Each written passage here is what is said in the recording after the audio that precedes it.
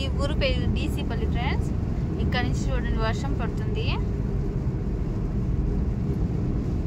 ఉదయం నుంచి బయలుదేరినప్పటి నుంచి ఇక్కడ దాకా వర్షమే లేదు.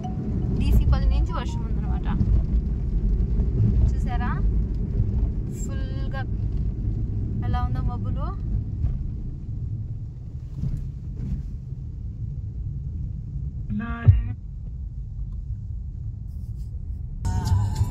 వర్షం చూడండి ఎలా పడుతుందో, చాలా ఎక్కువగా పడుతుంది కదా.